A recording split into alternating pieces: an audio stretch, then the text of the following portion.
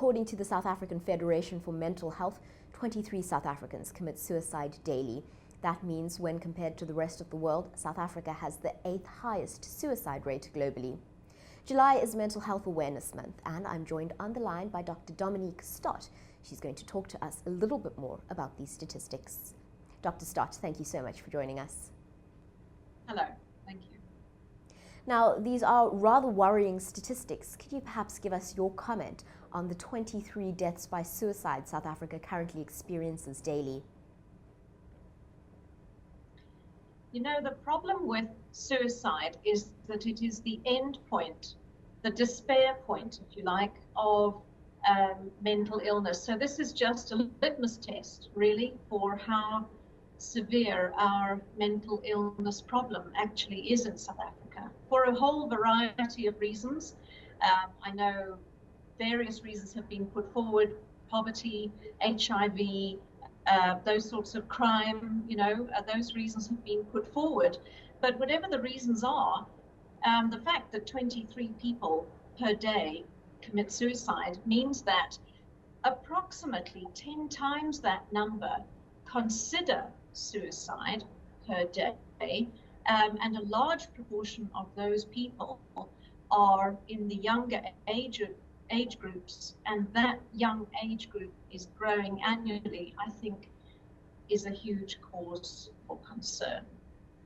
Absolutely. I think I believe that suicide is actually our 3rd highest cause of unnatural death in South Africa, just behind murder and car accidents, motor vehicle accidents, which puts it way up there.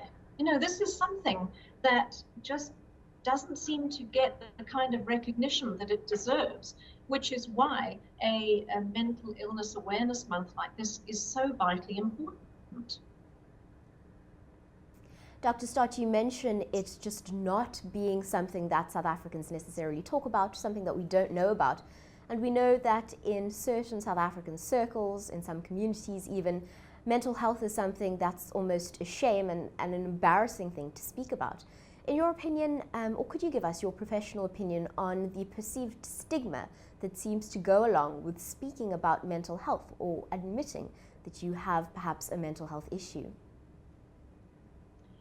Well, it does seem to be a pervasive attitude, is that mental illness is not something that you talk about. It's perceived in some communities as a sign of weakness if you report feeling sad, down, depressed, blue, or on the other hand, feeling anxious and ill at ease all the time, can't cope. Because everybody is expected these days to be just able to cope. And certainly in the insurance environment where I am, the expectations are very high that people are just expected to be able to cope. The vast majority of our policyholders are professional people. They're all professional people. And, they've just been brought up to think that I have this qualification, I'm highly educated, I'm therefore going to go out there and make a decent living and provide for my family. But in some cases, they're setting themselves up for failure, and the stress put on themselves is just too great, and they just end up not being able to cope.